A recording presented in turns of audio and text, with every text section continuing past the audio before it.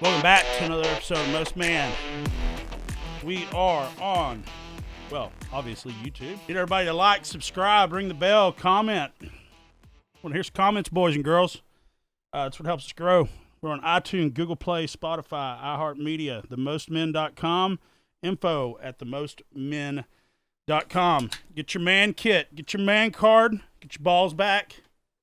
12-step recovery program on how to maintain, retain, and all your cool swag and fun.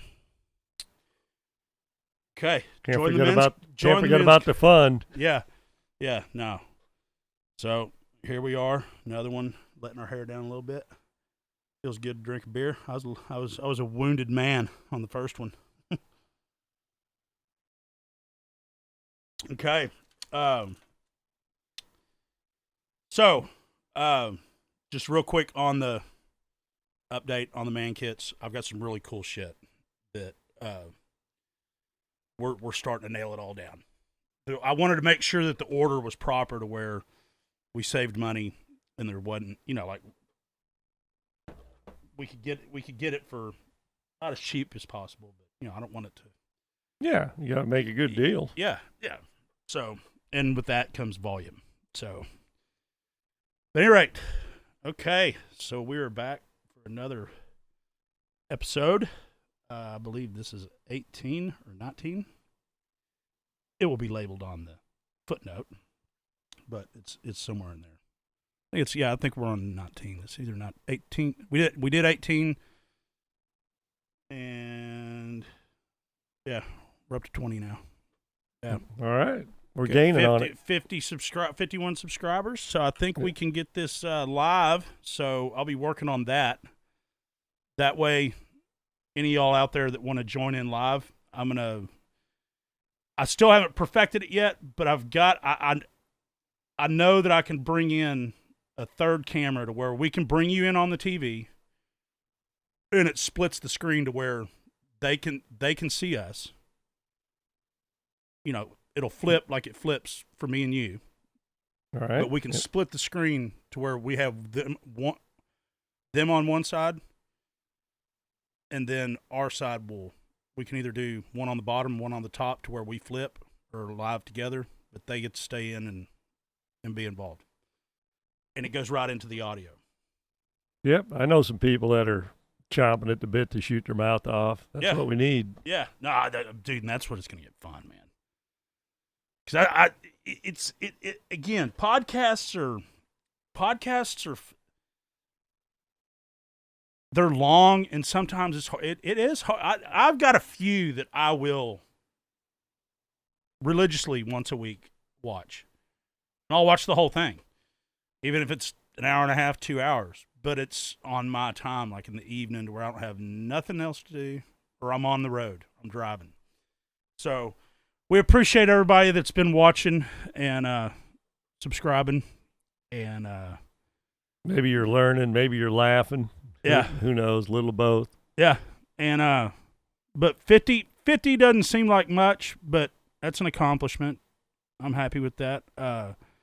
These things take time to grow because we have to market it and do all, And I was brand new to this. Tim's brand new to this. I've never done this before. I'm not afraid of shooting my mouth off, but I've never been a fan of camera, but I don't care now. The world's been blessed with my ugly mug.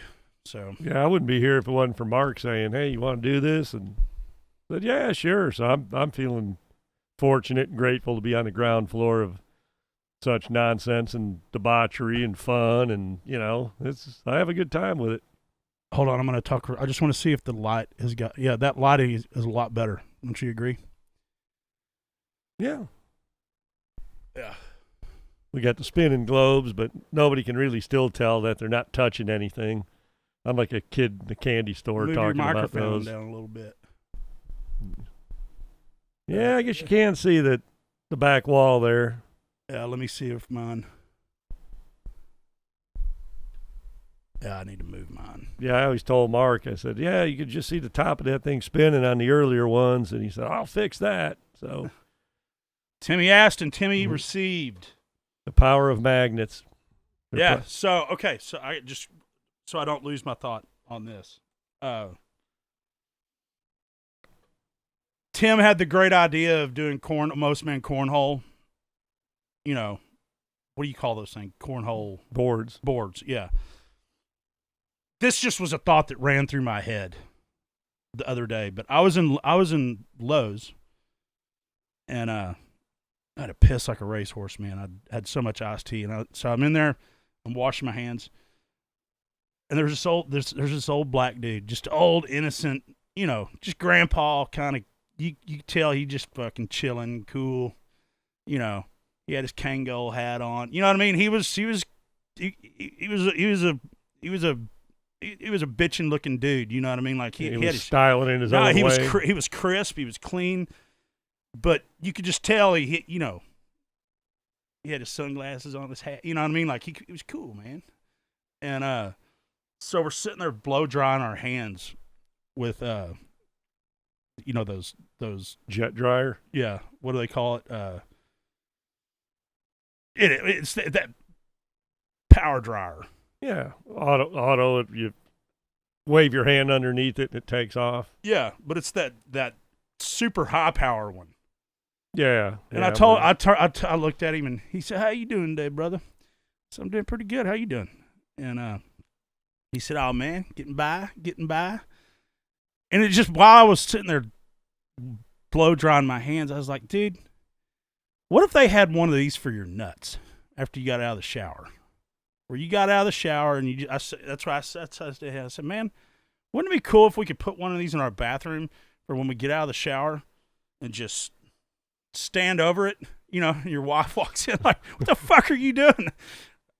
I'm drying my balls, baby, because I've got them back. You know what I mean?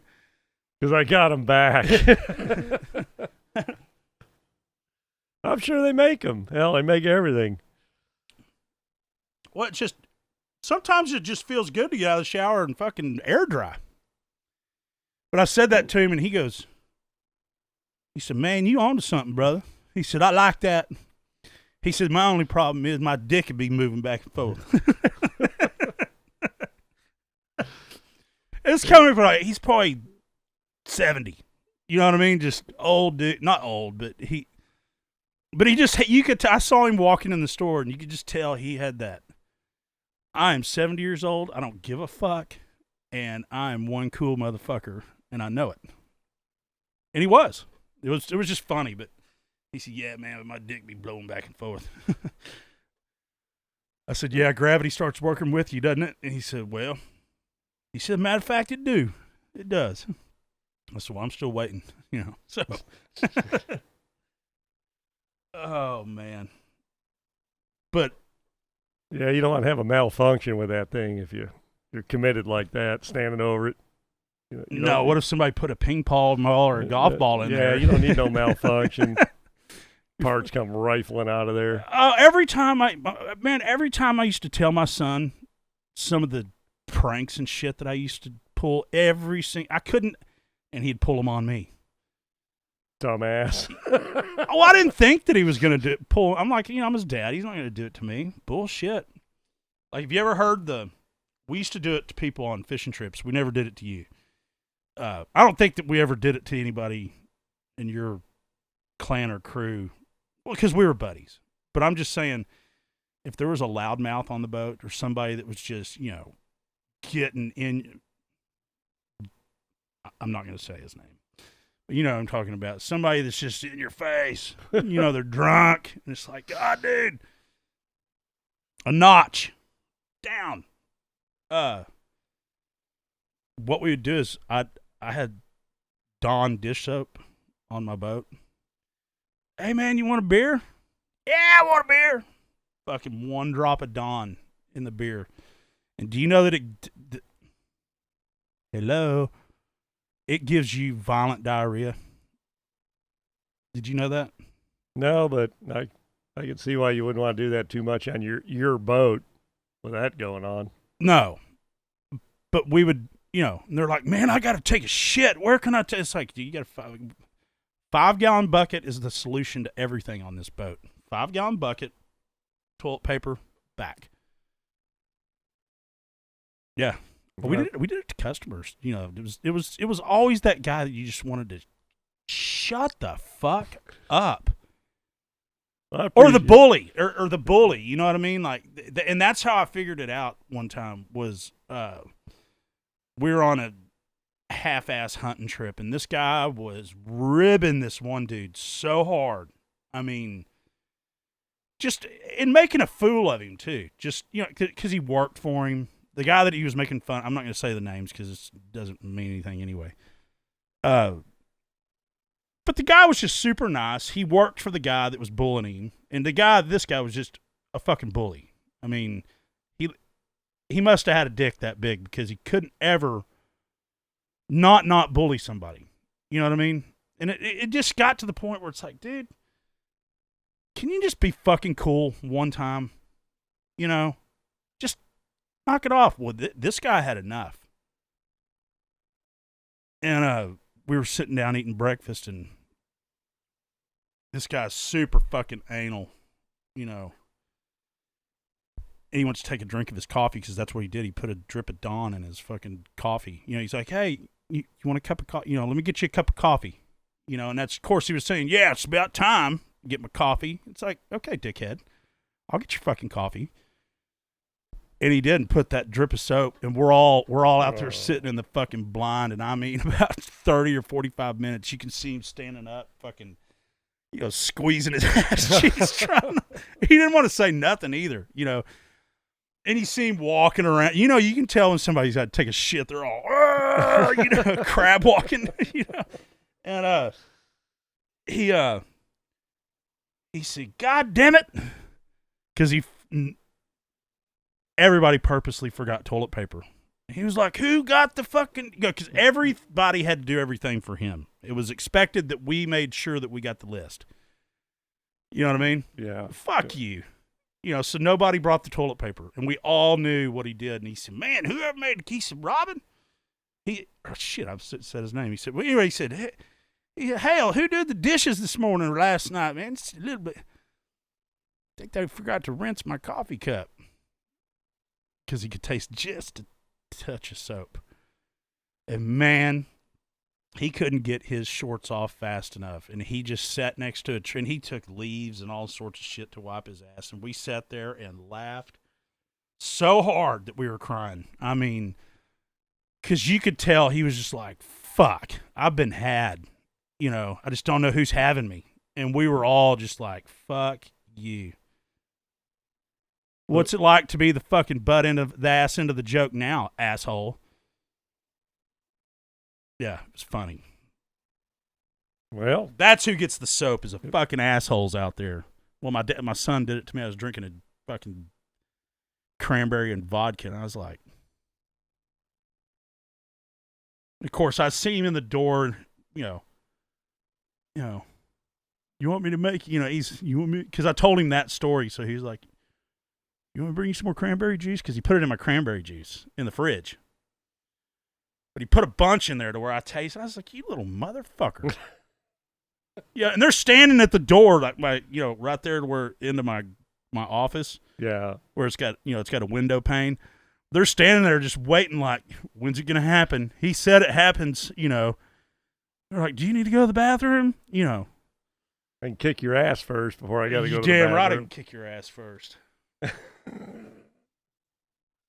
So the moral of the story is if you ever even think about it not tasting right, you may want to back off.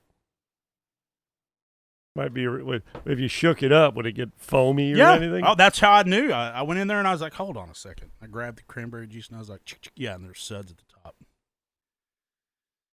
Yeah, the little motherfucker. All right. I know not to, but the best one down there is always plug.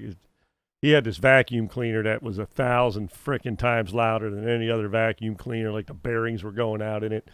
He'd turn that thing on and have it unplugged and put it by his dad's bed. He'd get up at 3 in the morning, 4 in the morning, go take a piss. All you had to do is just plug that thing in, man. And all hell would break loose. I think we talked about this on earlier Oh podcast. yeah. But, so we don't. I don't know if we did or not. I think we did. But, Wait a minute. Who cares? But it was tell it again. Oh yeah. Well, I mean, just so we don't dwell on the thing. But yeah, that's a great prank.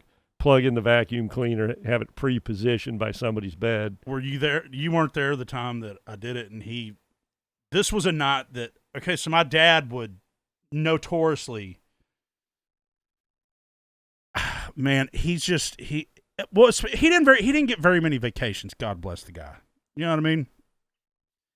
Now he did before I met him, but I'm just saying when we worked. We did not take much time off. Yeah, family business is it's full throttle. It's full throttle 7 days a week.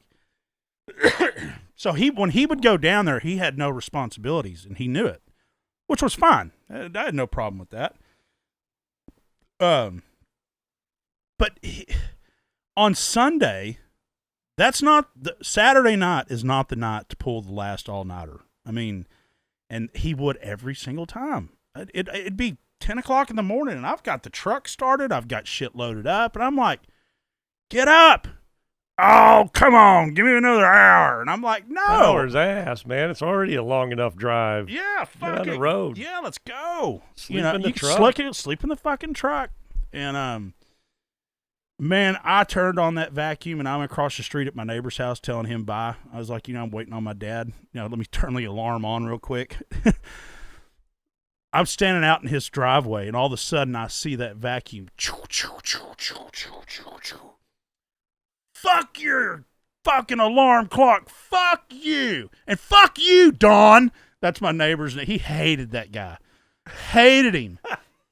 Fuck you. Fuck your alarm. Just because he's standing there. Yeah, and fuck you, Don. Yeah. Don was like, good luck driving with that all the way home. he said, nothing ever changes with him, does it? And I said, no, not really. I said, you can pretty much plan on that all the time. But you ask him, like, dude, what are you doing all night? You're the only one out there fucking drinking. What are you doing? Have you ever just looked at the stars all night long? And I was like, well, a period of time, yes. Like for an hour, and they're cool. But not 9 fucking hours, Not a special outing just to look at the stars. I mean, if you got a fire going or you got this or that, sit around. But I don't know if you noticed down there or not. It's because it's so flat. Because you're at the ocean. Okay, yeah. Everything's so flat that the horizon is so big down there. Yeah, you know what I mean. Like, and it's so profound because the moon's shining off the ocean, which amplifies that. Or there's just no backlighting. There's no backlighting at all. None. And it's so much more bigger and prettier. So I bought him a telescope. I had a telescope. All it does is make a dot. Unless you're looking at the moon, it just kind of look at you can just see more shit way out there, but it's still just little specks of light, I've never looked through one. I thought about getting one, but now thanks for telling me I won't do it. Well, what's cool, I can do it with binoculars out there in East Texas, but I got to wait till about 2 or 3 o'clock when, because my place is kind of between Tyler and Longview. Yeah. Where the lights dim down. Yeah, I mean, it's still just, there's too much. I mean, the stars are fine, but, I mean, when it really gets good, it's about 3 or 4 in the morning. And you can look at a star and stare at that star, and then you look through these binoculars, there's like 6, 8 stars, just slightly less than that one, but you cannot see them fuckers. But you can see the one you're looking at, and you look back, and you're like, man, it's just surrounded with shit. So, I mean, from that aspect, it's cool, but it's not like, you can really see what a star looks like. Yeah, it's just a speck of light. But looking at the moon's really cool. I mean, you can see rims on craters and stuff like that. Really? Yeah, look at the moon. Can you look at any other planets? Yeah. If you got a really badass telescope, I think. That's what I'm talking about, getting one that you can. Yeah, but it's just like Mars. Like if I was gonna get one, I'd get a badass one. Mars is just a big red dot. I mean, waiting for Elon Jupiter's Musk. way the fuck gone. It's where fucking Elon Musk is from. You know, I think if you got like a really, really, really badass one, you can see like the rings of Saturn or something if it's just right. But all in all, I mean, you're probably just better off looking at Stars. your neighbors. Yeah. Yeah. Yeah. But yeah, that as a matter of fact, the reason I got mine was a buddy of mine worked for J.C. Penney's, a neighbor of mine down the street, and they did some catalog shoot, and so they would take pictures of all these different items, but then they couldn't sell them because they're all out of the box and that. So then all the employees got to bid on them or something. So he wound up with this telescope. He used it for a while. I guess got bored with it and said, "Hey, you want this thing?" I'm like, "Yeah, sure." Then I loaned it to some guy, and I go, "Yeah, just." He goes, "Hey, I'll bring it back to your house." I go, "Yeah, just leave it outside over there. You know, leave it on my patio." He calls me up and he goes, "Hey man, I put that telescope in your garage."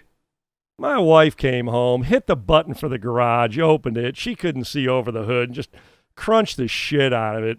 She's like, "I don't know what I ran over. It's all in a million pieces." Oh, fuck. That's what happens when you don't do what you're told. Leave it on the patio. Don't put it like a fucking landmine inside somebody's garage that they don't know it's there. Oh, most men will do you all sorts of favors. So that's what happened to my telescope. That's what the shit that used to happen on my boat, man. They'd be there. They'd been waiting all year to go fishing with me again, and they bring me some gift or something, and it's like, "Why aren't you using my hook outs or fish?" It's like, because they fucking blow, man. You know? I'm a professional here, and you bought me some Kmart fucking yeah, like bullshit. they're fucking that long, and you know, I can do it with my finger. I mean, it just, man, people will do you all sorts of favors that don't need to be done, and they do it with good intention. Oh, sure. But nine times out of 10, you're fucking your friend. Just listen to what he says. I'm sure he put that telescope there so it wouldn't get stolen or fucked up. Right. And he put it in the exact spot to camo it. It wasn't camoed. You pull up to your garage. How far in front of your vehicle can you see at that point? None. You hit the... don't you see just barely over your hood? Yeah, maybe the back of the garage. Yeah. Oh, yeah. Crunch. So do what you're told. Or do what you're asked to do. Yeah. Sometimes, goes a long way. Well, when somebody would ask me to do something, I did it. I'm just anal that way. And it's because of exactly what you're talking about. But there's reasons why you do things a certain way. But people, if you haven't ran a business before, it's hard to understand this. I think that's what I'm saying. That was my biggest flaw in my whole career, is that I always thought people understood what was going on up here. And just because I said it, I thought, well, I said it. This is what I told you to do. And they're like, well, I think if I do it this way, I could save Mark $5. Boom! Now it just cost him $5,000. Thanks, fucking asshole. That's why I told you to do it the other way. That's the wire you didn't need to touch. Yeah. You let the smoke out of the motor. That would always crack me up. Don't let the smoke out of the motor. Because there used to be a supply house that had a sign and it said, "Motors only come with a set amount of smoke, and if you ever let the smoke out of the motor, it's no good and we will not take it back," which means you wired it wrong, and that's how you smoked the motor.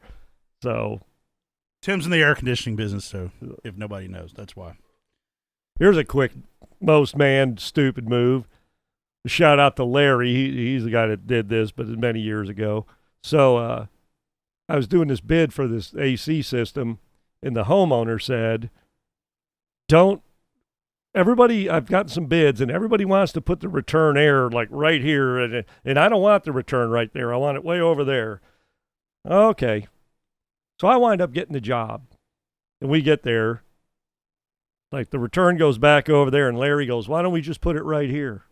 I said, I just don't understand. And he got all uppity with me about how stupid it was to put the return way back over there and don't put it right here. I didn't care if that dude wanted the return in the bathroom. He's paying the fucking bill. I'm going to put it where he wants me to put the frickin' return. And I'm arguing with my installer buddy, It's like, good God, man. I should have just said, if you don't want to do the job, I'll get somebody else. But see, he didn't know that I had a discussion about that very topic with the guy who's writing the check. He knew all about it without knowing shit about it. And that's the problem with, okay, most men out there, contractors, subcontractors, employees, he just nailed it on the head, okay?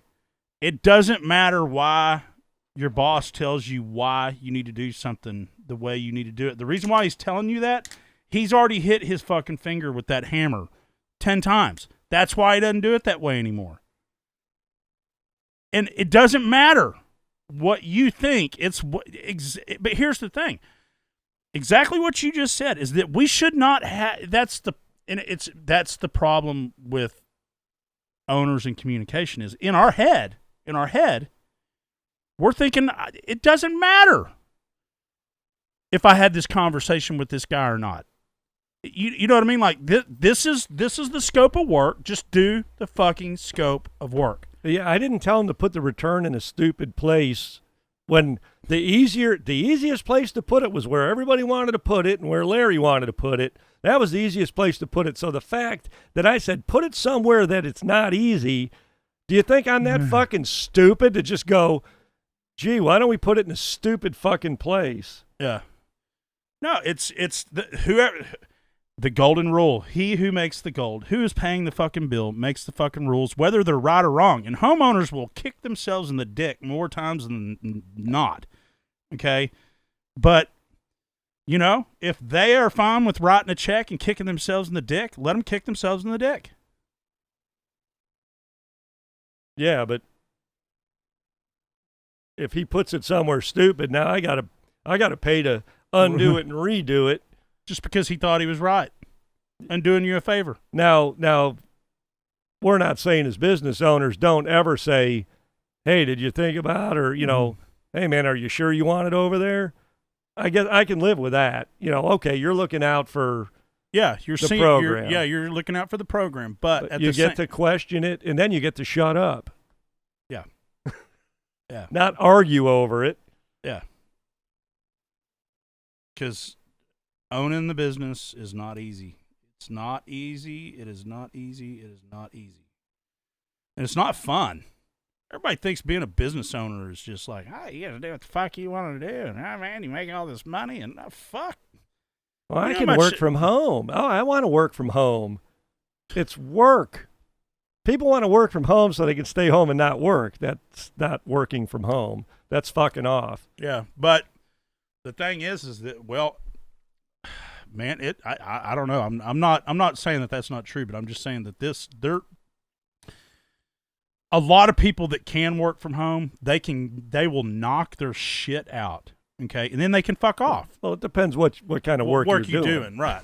But what I'm getting at, well, you can't fix people's air conditioners from home.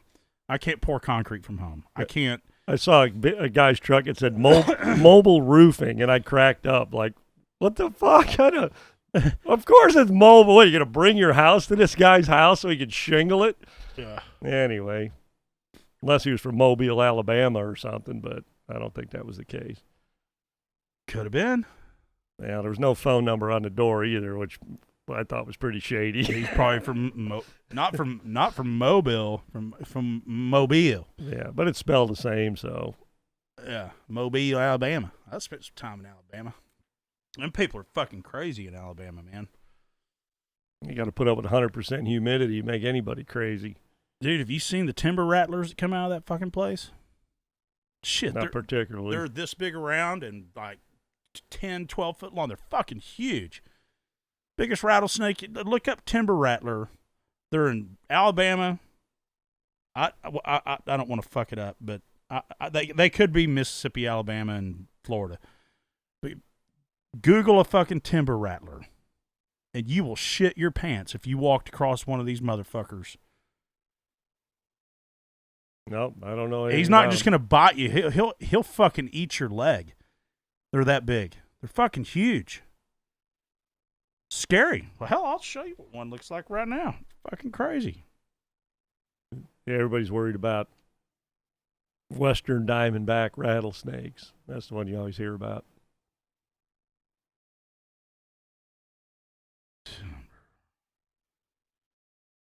That's why I wish we had the Timber Rattlers. I think there's a minor league baseball team or something called the Timber Rattlers. Or used to be. Or I'm just crazy. Yeah, I've spent time in Alabama, but not in the woods. At the racetrack.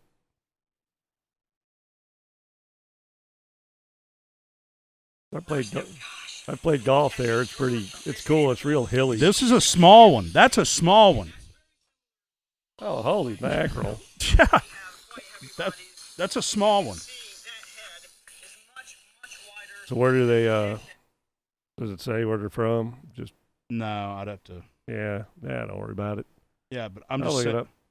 Probably Georgia, too. If it's Alabama, Look, Georgia. okay, here you go. There's one. It's a fucking rattlesnake. Yeah, dude. Yeah, if they cut it in half, it'd be big. Both halves would be a big snake. Yeah. I mean, good God. What the hell do they eat other than anything it wants? Fuck, I don't know. Well, look at that. Yeah, man. That would fucking get. I would die. That's what I'm saying. You want to see a man walk on water? Put me around a snake in water, and I'm fucking gone. I hate fucking snakes. Giant snakes to boot. Yeah, and fucking rattlesnakes alone. Could you imagine the potency of getting bit by one of them fuckers? I had this bright green snake. I mean, it was as green as that lighter sitting right there, and it was in my wood pile out at my lake house. And I was moving some wood, and it popped up, and I was like, oh, okay. It's just some kind of grass snake, right? I mean, I knew it wasn't poisonous. So I kind of, whatever, I don't know. I got a stick or something to get it the hell out of there so I could keep, shoveling my wood over where I was doing. That fucking snake was so fast. I absolutely could not believe how fast. I mean, it was like this snake had like 1,000 legs or something, even though it had none. It went, it was just gone. I'd have bet $1 million that snake could not move half that fast. I was like, damn, man, I didn't know snakes were like lightning. Yeah. Fuckers. I'll tell you a fucked up story that I'll find the video and send it to you. But I saw this on Joe Rogan. Because Joe Rogan's a huge animal, he likes bears. He's a huge outdoor enthusiast, but he's like a huge buff on fucking wild ass videos, bears eating there was a photographer that went up there to video bears or something, and he fell asleep and woke up and the fucking bear's sitting there eating him while his fucking camera's on. I've seen that video. It's quite disturbing. Yeah, I haven't yet. I don't know if I have the stomach from it. I don't think it doesn't actually show the bear eating him. It's but just you can off hear. to the side. Yeah, you hear him he's screaming his balls off. He was like the bear man or something. I mean, that was his shtick to go up there and hang out with the bears. Yeah, but he got fucking eaten on live camera, or not on. You could hear him though. That's Yeah. I haven't watched it yet. I don't know if I have the stomach to listen to it. Yeah, I kind of wish I wouldn't have. But he showed this video of a fucking praying mantis. A praying mantis. I can't remember if it was a lizard. It was a lizard. It was a big. It was a bigger lizard that was just going to come up and think lunch. That praying mantis was like, "Fuck you!" Fucking grabbed him, and he couldn't get out from his fucking hooks. Okay, and that praying mantis was like, "Oh, you think you're going to fucking eat me?" And he fucking bit into the side of his fucking lip and just started eating the side of his fucking mouth. He brought a knife to a gunfight is You what happened. goddamn right he did. I was like, I saw that one. I was like, holy shit. But that's the beauty of some of the stuff that Joe does. He brings these fucking videos, and you're like, holy shit. He was telling a story. He was telling a story about these people that were on a. Again, I don't want to fuck it up, but it doesn't. What happened was these people, something fucked up either on their tour or whatever, where they're on an iceberg. Okay. And one of their other buddies, or one of the other people that were on the boat or whatever they were on that fucked up to where they had to all get off and just wait for help. They're just waiting for help is what they're doing. But one guy got on one iceberg, or, you know, a floating piece of ice or whatever, and this polar bear just fucking was like, arr. And all these people are standing on this one, and there's just one guy there alone. And that polar bear fucking swam, got on another piece of ice, got in, swam on another piece of ice, and fucking crawled up on that piece of ice and ate his fucking ass right in front of all of them. They're thinking, I hope he's full. I hope he ain't looking for dessert. Exactly. But could you imagine that shit? Might want to have a gun. Jeez, Yeah. Don't fuck with Mother Nature. I mean, fucking liberals, quit fucking with Mother Nature. I wonder if he was on the other ice floe with all the people, if the polar bear would have come over there, or if there was enough of them where he'd be like, yeah, I don't know. I don't know. That they would have found out. Maybe he ate that dude and went, this tastes like shit. Yeah. Chewing through clothes and shit. You know, I was like, yeah, God, you know, I'll eat this one, but I'm one and done. Yeah, think about that. Because if you're on ice, you got all kinds of clothes on, you know, eating jackets and freaking. Yeah, what does a Columbia jacket taste like? Yeah. Put fiberglass in that motherfucker. Asbestos. Yeah, man. Yeah, that would be crazy to watch that go on. Or, yeah, fill it full of steel wool. I wonder if that guy chew on that motherfucker. Yeah, before the polar bear, the dude's over there. Hey, fuck you guys over there, man. I got my own piece of ice. I'm getting a piece of ice, man.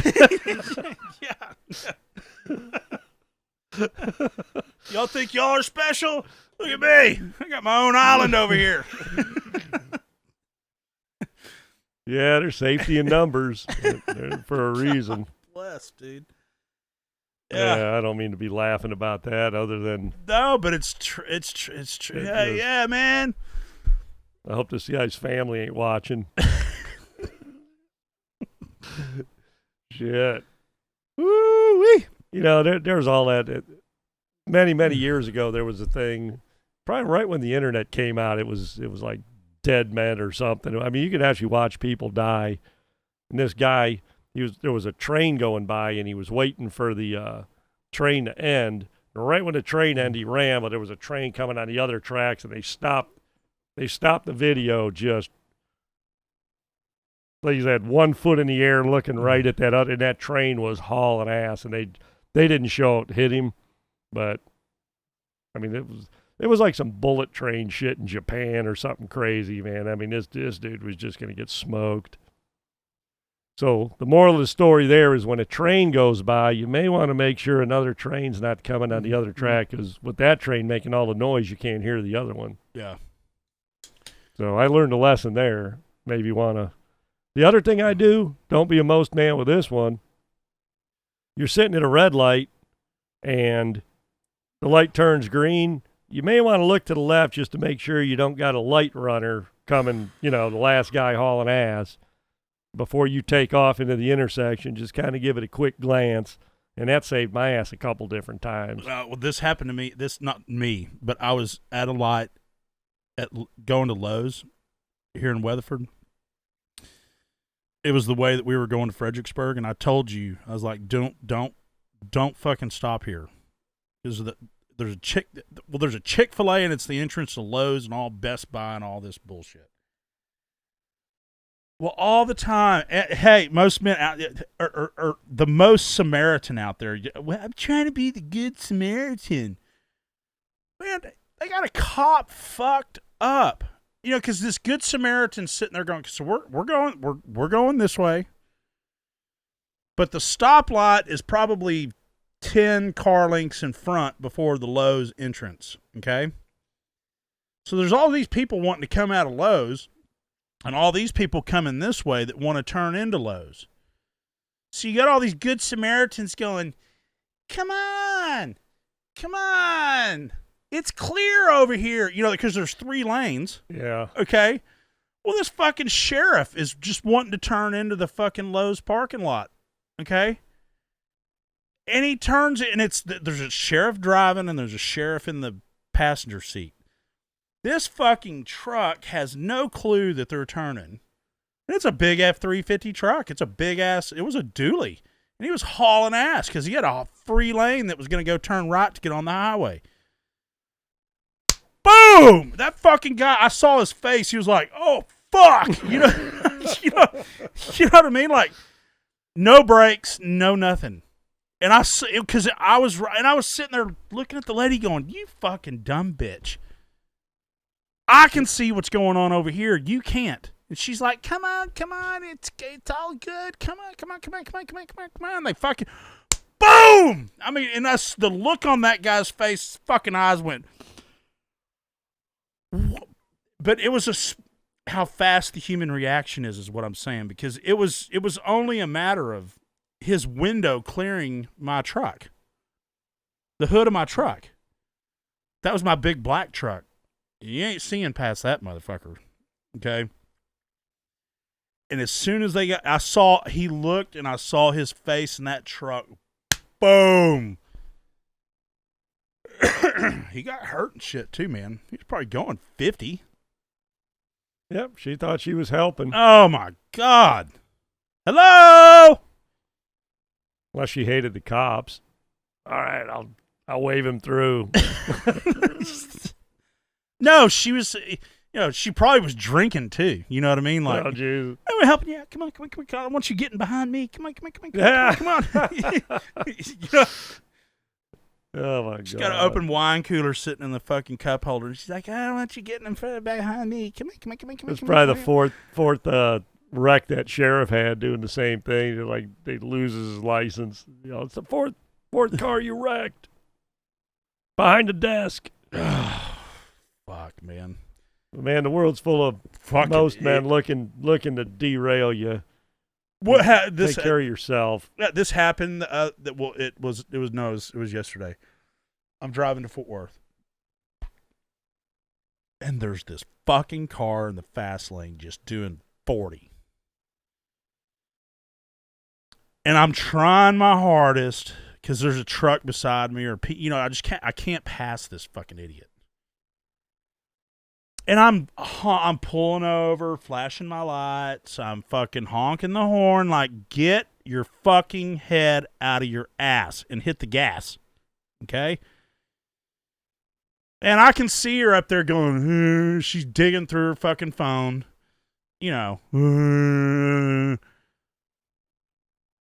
Finally get a chance to pass. And I'm trying my hardest, but I just pulled up beside her and I fucking laid on the horn like, because I could see her. She was finally like, oh, there it is. And I'm honking on the fucking horn going, you fucking idiot. And of course, then she's like, I'm sorry, and fucking gets it. Like I told you, drunks are easier to put up with than texting and driving and video watching and driving. And yeah. That fucking phone and driving just does not mix. But you could see her going, yeah. And then when I finally got beside her honking the horn going, what the fuck are you doing? Oh, that one's that's who I was wanting to call.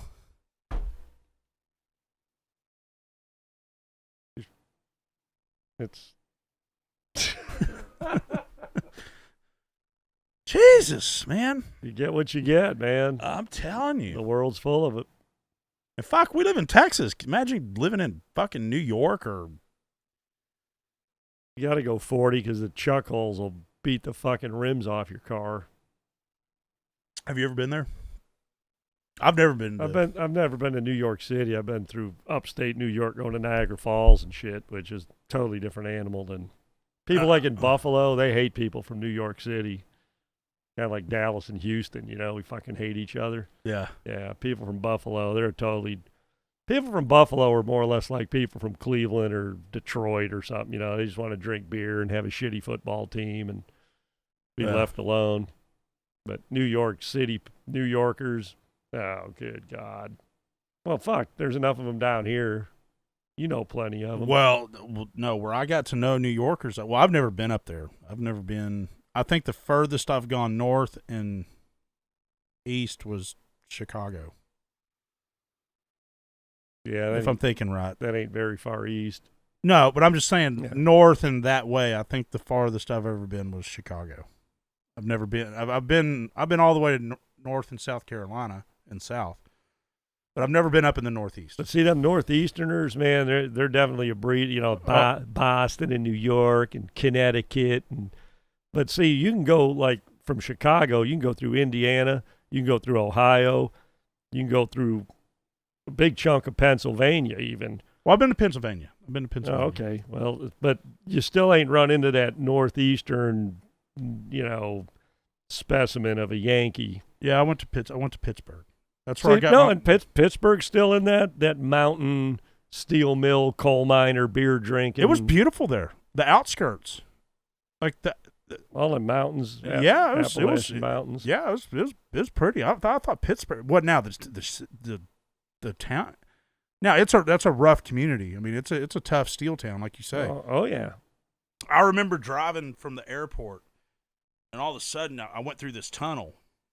You probably know what tunnel I'm talking about, but it was just this long. I was like, Jesus Christ, when am I going to get out of this fucking tunnel? Allegheny Mountains. I said Appalachian. It's Allegheny Mountains. Yeah, Appalachia is Tennessee, I think, or in that region. Yeah, This is like, Pittsburgh. The reason it's a big steel town was because West Virginia's right there, and it's chock full of coal. Yeah. And then the Great Lakes are there where they bring all the iron ore from, like, Wisconsin and that, and they can just put it on a train. And so, that's why those are all big steel towns, Cleveland, Youngstown, Pittsburgh. But no, I'm coming through this tunnel, and I'm like, fuck, when am I going to get out of this tunnel? And then all of a sudden, it was like, boom! Hello, Pittsburgh. It was like I was driving through the country almost, and then as soon as I get out of this tunnel, it's like, boom! Hello, Pittsburgh. It was fucking crazy. Man, and you'll get turned around in that motherfucker because you got the three rivers. Well, two rivers make the Ohio River. And they got all them bridges, man, and there's all kinds of one-way streets, and you'll get your ass stuck and have to go across the fucking river on a fucking one-way street or something. Oh, it happened to me. Oh, yeah. Unless you know your way around that town, you're fucked. You are fucked. No, it happened to me. Trust me. Yeah. I remember going out one night down there, and I was just like, man, I told, well, maybe the cab driver didn't know where to take me. But I remember him taking me. I was like, where's y'all's popular clubs? Take me to the hot spots. And he took me to him, and I was like, the fuck do you people do here? I mean, they go to little local taverns and drink PBR and, local fucking I was looking for mountain chicks. Beer. Yeah, I was looking for chicks. I was like, man, what the fuck is... They don't have any up there. They're all Steeler fans. They don't reproduce. No, it would have definitely been tough for a young man up there. I will tell you that. Yeah, you meet some girl. What do you do? I work at a steel mill. Yeah, I'm a fucking welder. Bend over, let me weld your ass shut. Yeah, my whole family's been driving forklifts since the 1700s. God almighty. No, it's true. I bought a book, and it says Then and Now. And there's a picture, and this book's really cool. Hell, I'll bring it to you and show you this. But these pictures are huge. It's like a centerfold kind of thing, each one of them. But it was back in like 1900, the three rivers that come together. Yeah. Well, two come together and form the Ohio River. And it was all just steel mills and shanty shacks and all of that. And then it was the modern one like in the 80s or something. There's a park there with a fountain, and it's just absolutely... I mean, all the steel mills are still in Pittsburgh and right outside of Pittsburgh, but they've cleaned up Pittsburgh a lot. I think Pittsburgh's really big with computers and shit now, and healthcare and research. So they've kind of reinvented themselves and not just be a steel town, where Cleveland just stayed a frickin', just a shithole. Yeah. I remember the level of success up there compared to what we have here in Texas was night and day. Okay. Like and hell, I was 23 or 20. It was right before I got married. At any rate, I was just like, I remember going to this mold class. Okay. And they brought in the big dogs and all this stuff, and the level of success, I was just like, these are the fucking people that are teaching this class? We've got mom and pops that are bigger than you. You know what I mean? Like, and people up there drive a pickup truck, and you can see the rotted hole right through the tailgate, the rust. Just, you can see in the bed of the truck through the tailgate. I remember this one guy that was teaching. He was teaching this one part of the class. And he's like, I'm telling you all this because I've been through it and I just lost it all. He was the guy that lost it all. And he did. He took on a big job. God bless him, this, that, and the other. But he was just a fucking idiot. I mean, you could tell he's a fucking idiot. And I remember him saying, after the class, we were all sitting around, and all the guys that were semi-successful and running the program and all this kind of stuff, I remember they were like, well, what was, when did you know that you got to the top? You know what I mean? It's like a beer drink. Like, when did you know that you really made it, man? I bought a house without wheels on it. No. He's like, when I got my Harley. And I was like, what the fuck? That's a $15,000 item. If that, back then. He probably bought it used for $3,000. Oh, I got my Harley, man. And I kept it through, when I went through all the, I don't know if he went through bankruptcy or not.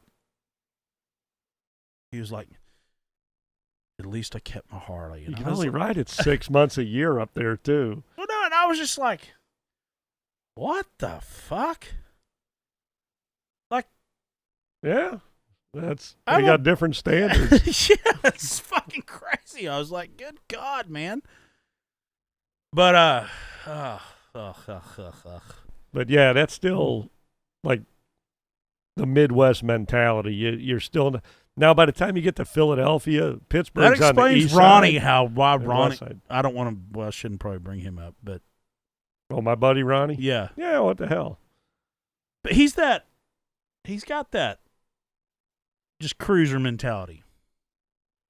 There's nothing wrong. And here's the thing: there's nothing wrong with that, and that has nothing to do with you, Ronnie. But I'm just talking people out there that just want to cruise. Yeah. You know what I mean? There's just people that want to cruise. That's my ex-wife, dude. They freaking live in bowling alleys all winter because it's heated. Yeah. They got a grill. They sell beer. I mean, I grew up in a bowling alley. It was a blast, but, you don't want to do that your whole life. But I just, man, when you go to places like that after being here, it's just like it's a cultural shock. You're like, what the? I remember when I went to Missouri. I went to Missouri looking for concrete plants. And I remember just looking for a place to eat. I was like, what the fuck do you people eat here? Like, Subway was on the top of the food chain when it came to, like, driving through a town. I was like, holy. They got a KFC in the Subway, and the KFC's been there since, like, 1958 in the same building. Yeah. I was just like, what in the fuck is going on here? And I was like, what drives y'all's market? Like, how do y'all make any money here? Like, what is it? But everything's cheap, too. I went up there to Cleveland, and I was going to buy some beer, and I gave him a $10 bill, and they pulled out one of them pens and checked it. Oh, Jesus Christ. I swear. Yeah. Yeah, they checked my $10 bill. Pretty crazy. Heck yeah, I was fucking carrying me a 10 spot. I should have told them I got a 20 in my fucking stash pocket. Yeah, in my wallet I've got a fucking They'd 50. have shot me and took it. Yeah. Hell, if I whipped out 100, I'd have had to buy like $80 worth of beer just so they could have enough to give me change. Jesus Christ! No, let me tell you something. This is for all of you out there that don't know. I went through a pretty rough patch. I lost a bunch of money. Had to file bankruptcy. That's what I was adding up the other night. I was talking to who I was talking to, and I was like, well, hang on a second. I think I lost a little bit more than $12 million. Now we need to count up all the fucking assets that I lost. Now we're in the 30s and 40s. You see what I'm saying? Like that shit adds up real quick. All the land that I owned, some of it I got to get rid of. But anyway, what point is that I went from okay, but it's all good. It's all good. No big deal. Not for all the real men out there that are just having fun watching us, but I'm talking to the young men and the men that could go through what I'm telling. It fucking sucks. Make a plan. Or have a plan. Because if I didn't have a plan, I'd be fucked right now. And I had a plan. So, but my point is that I had to file bankruptcy. But guess who the new big dog in town is? He's back. Me, baby. You're back. Me, baby. Got 4 credit cards. I've got 4 credit cards with a $300 limit. Each. Ooh. And it cost me $89.95 to get each one of them. Okay? You got 4 digits of credit? Yeah. four digits. No. Well, it even goes back. It's even better from there. I've got 2 that have got a $1,000 limit. And I've got 1 that has a $7 limit.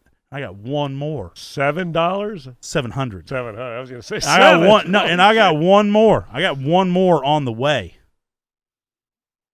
This one cost me $69.95 with another $300 worth of credit. I'm back. Because you got to start somewhere. Yeah. Better watch the way I walk. I'm telling you, my left leg's a little heavy. It's hard to carry all this fucking cash in my pocket. All this plastic. Yeah. All this fucking plastic I got to carry around here. I got to get me a fucking belt, you know. So when I come into your store, don't ask me cash or credit. It's credit. Well, that's something you can joke about it, but I know that it was a hell of a fucking ride, you know. But look, hey man, look. You got to play the hand you're dealt. Look, it is what it is. Look, here's the thing. Here's the beautiful thing about it. Is that I'm tough enough to take it. You know what I mean? Like, there's a lot of people that because I'm telling you, and this is what I want to get across. Anybody that is now, whoever watches from here forward, I just want you to know this right now. I understand, and I felt what anybody out there would feel when you lose something. Not only did I lose my business, okay? Not only did I lose my business, I lost my family, I lost my wife, I lost my dad. Well, his dad died, so that's kind of... but what else did I lose?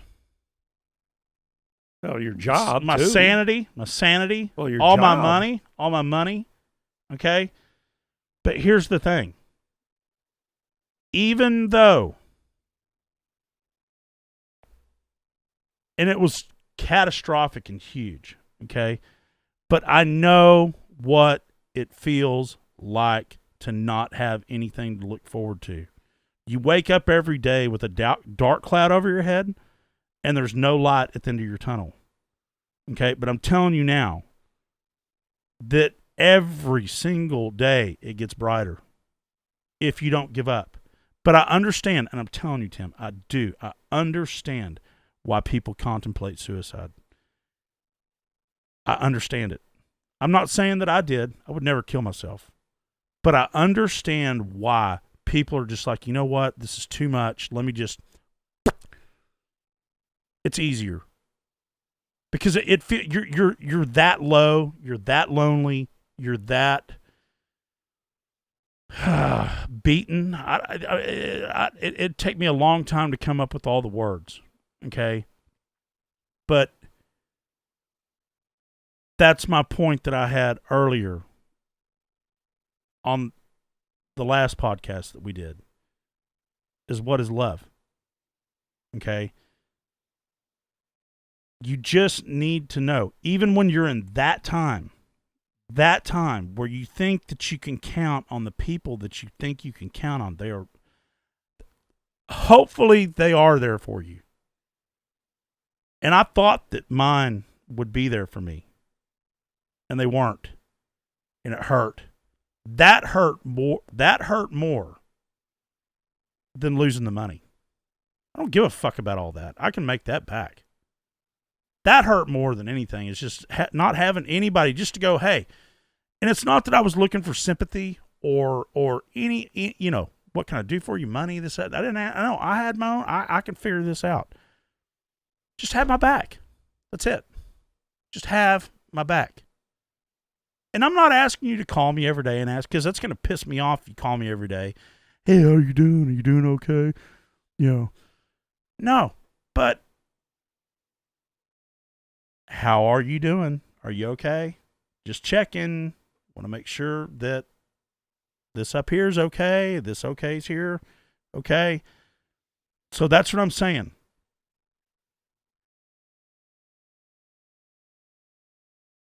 It's not over.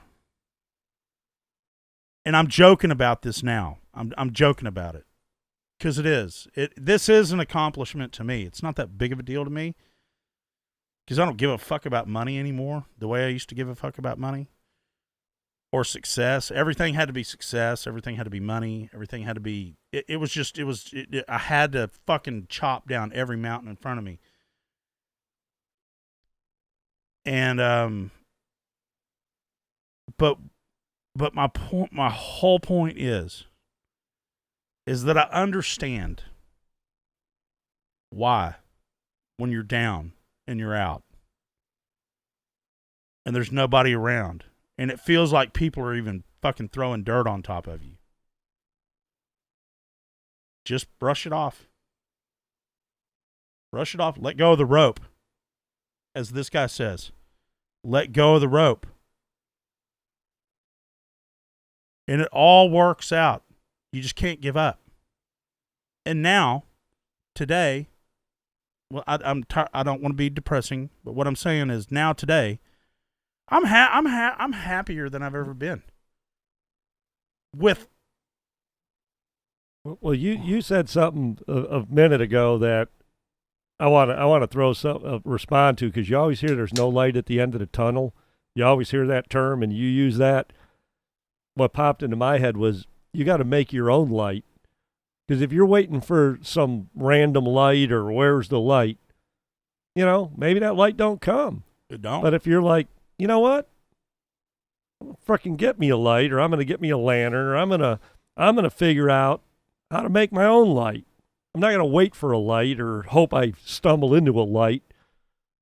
Make your own light. That's right. I never really thought of it that way. Fucking bingo. Well, toast me on that one. Tom stamp that son of a bitch. Okay? That's why me and Mark get along great, because I never thought of that, and I've heard that saying a million times. Fuck, that's going on a T-shirt. God bless America. How much shit will you put up in your Wheaties and make your own light? Okay. When there's no light at the end of the tunnel. Yeah. That's a beautiful concept. If there is no light at the end of the tunnel. End of tunnel. Light a fart on fire. No. Fucking A, man. They burn bright for a few seconds. Well, maybe it'd be bright. Not have any assholes. Okay, at the end of the tunnel, just make your own light. Make your own light. But maybe that lit fart will buy you enough time to see the lantern in the corner, and then you can light the lantern, and then you can build a bigger fire, and before you know it, you know. Well, and that's the thing is that, and here's the thing, I'm not going to sit on here and preach to anybody or anything, but the guy upstairs is fucking real. He is fucking real. Okay? No doubt in my mind. No. I don't know if I told you this. I may have. I may have not. Okay. So when you go through something like I went through, like going through bankruptcy and all this stuff, so number one, if you have money, get you a trust. If some shit goes down, they cannot touch your money in your trust. Get a trust. But when you go through shit like I went through, like a bankruptcy, okay, they can't touch that money, but you can't fuck with it either. I mean, a bankruptcy is not. It's a smack on the ass. It's not a fucking. You're not allowed to live like a fucking king. Okay, Your lifestyle will change. yeah, you're not allowed to live. You know, it's meant to be. They want it to fucking sting. It's like going to jail for public intoxication or some kind of bullshit shit. They want you to know that jail fucking sucks. You know, it's meant to suck for a reason. Yeah. Who wants to go sleep on? Hey, Friday, you going to jail? Yeah, you go. Hell, let's call Bill. Get him to go to jail. I'll just go to jail. Yeah, we'll sleep on cold ass fucking concrete and eat fucking bologna sandwiches that are fucking a month old. Yeah, that sounds fucking fun. Let's do that. You know? Hey, Dan, I can't go this And there's week. no beer there. There's no. Man, I can't make it this week, Mark. Man, I fucking. What do you mean you ain't coming to jail with us? Yeah. Oh man, my wife's got shit for me to do. Yeah. I'll catch y'all next weekend. I'll bring the fucking, what are those roll 'em up cigarettes? The fucking bugles or the buglers? Jesus Christ. You got any bugler papers over there, man? Hey, but you ain't even allowed to smoke in there. Yeah, you are. Are you really? In the playground, yeah. No, I didn't know that. Yeah. I guess they do that to keep people from really just going nuts. You can't have Dude, tobacco fuck withdrawal. it. Jesus Christ. Have you ever seen a guy that hadn't got a cigarette when he needs a fucking cigarette? Yeah, it's ugly. It's fucking nasty. That's like worse than alcohol, man. I mean, fuck. A guy can fucking shake all night without a beer. Yeah, I mean, I'm not speaking from experience, but I'm just saying, fucking alcoholic can go through some deep, but man, you get a guy. I remember when I quit smoking, I'm telling it was the hardest fucking thing I ever did. That's why when people start smoking again after they quit, it's like, oh, what are you doing? No, man. You beat the devil and you're back.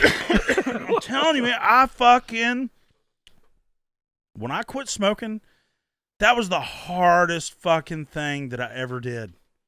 There is something else in there besides fucking tobacco and nicotine or whatever. There is something very, very, very addicting. And it's psychologically addicting too.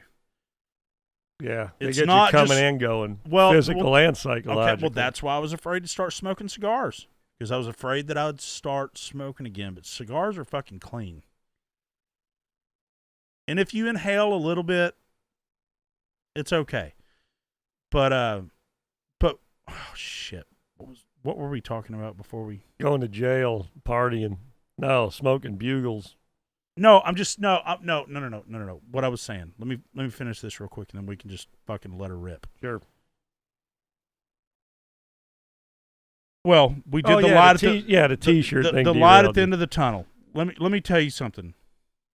Even though I'm fucking off and making fun of myself, I don't care. It feels so good to not have all the burdens that I used to have, and to get rid of a bad. Even when you're going through something that fucking heavy, okay, and it was heavy. But when you get out of it, it feels so good, and you feel so clean. And there is no weight. There is no... Well, when you're going through it, I'm assuming, because I've never gone through it, but it's morning, noon, and night. It's the middle of the night when you're pissing. There's no relief, I'm assuming. Tim, I'm telling you, the feeling... there's no way to describe this feeling, but I'm telling you, there's a fucking 1, 2, 5, 10, 20 million people out there that feel this way right now.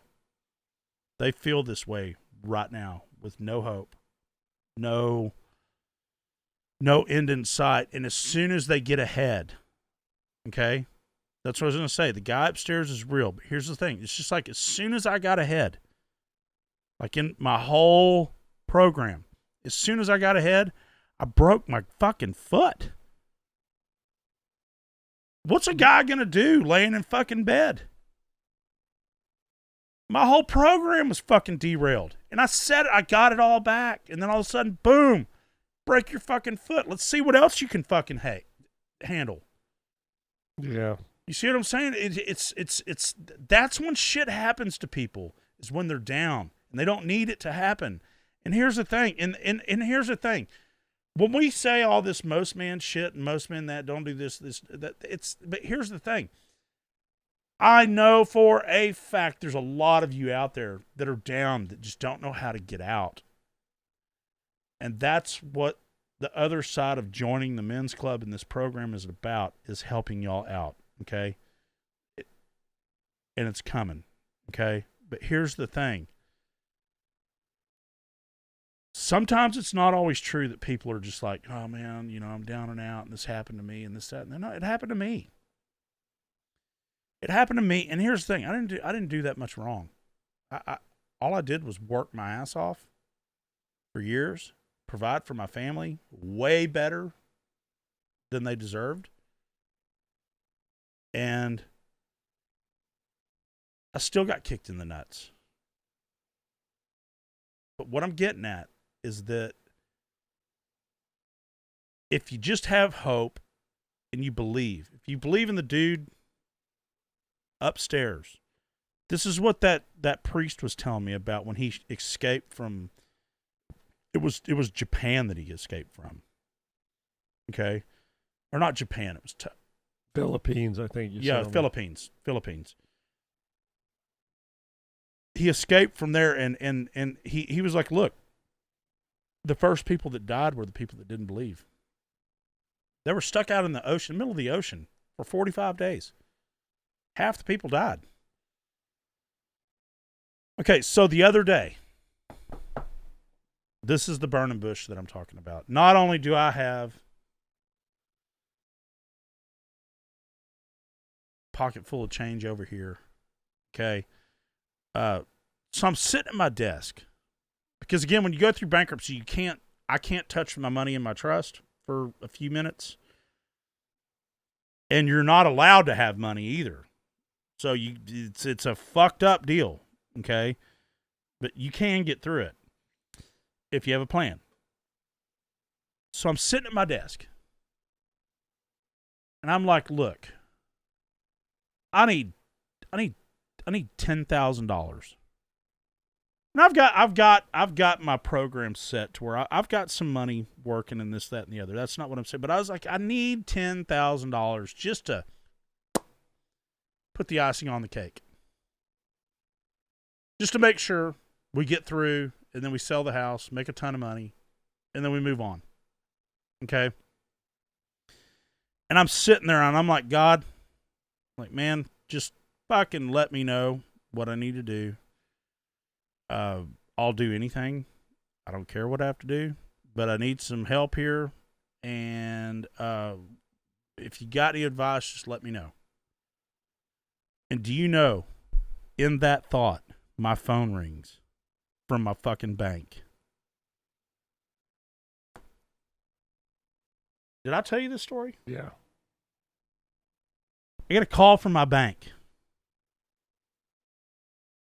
3 years ago, I took 2 cashier's checks out for $10,000 and $8,000. Okay? To start the new business after losing the big business. And I forgot to deposit them. Either I lost them or I don't know what happened. But back then, money wasn't that big of a deal. 8,000 was like me dropping 50 cents on the fucking road. Okay? Get a call from my bank and they say, hey, Mark, how you doing? I'm like, good. What's up? They're like, hey, you know, trying to close out business before April 15th. You know, it's tax time. She said, Santa Claus came early this year. We're we have 2 checks up here for one for 10,000, one for 8,000 that you never cashed. And we close at 4, but come pick them up. How's that? Yep. Instantaneous what the fuck right there. Yeah. So, if you don't know him, get to know him. He's real. And he fucking cares. And that is who has your back. When nobody else has your back, that dude up there has your back. Even when you don't think he has your back, or you're thinking, well, how could he have my back if I'm in this fucking mess? Well, he gets you out of the mess too. Well, no, sometimes you got to go through a little pain. That's it.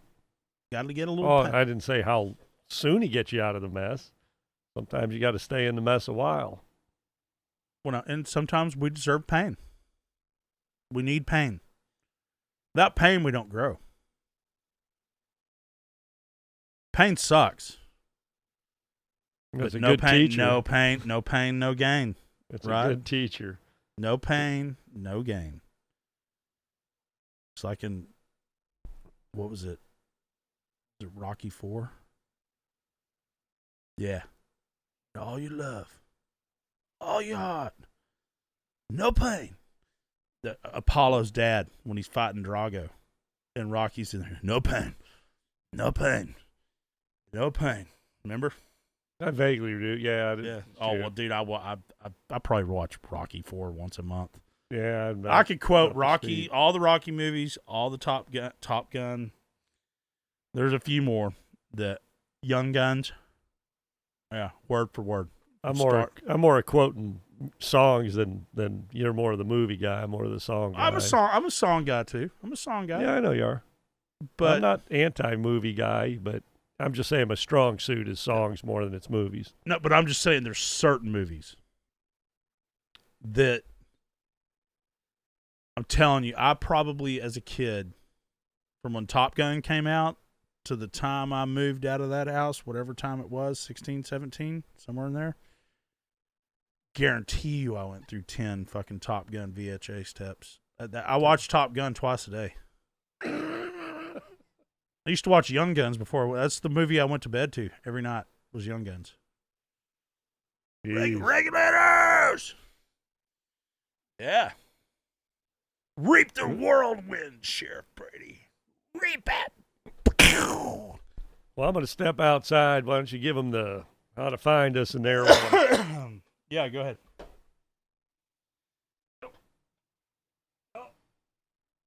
Timmy's got to get a hold of himself. So, all right, look, we are on YouTube. We want you to like, subscribe, ring the bell, comment. iTunes, Google Play, Spotify, iHeartMedia, themostmen.com, info at themostmen.com. Coming soon are the man kits. This is, at the moment, the official man card. Okay? If you can see this is the QR code to our website, or my website. What the man, when you buy your man kit, you join the men's club. Okay?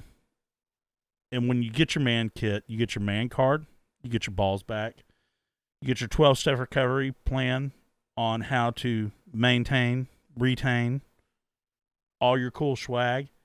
And we're going to have a bunch of cool fucking swag. Okay?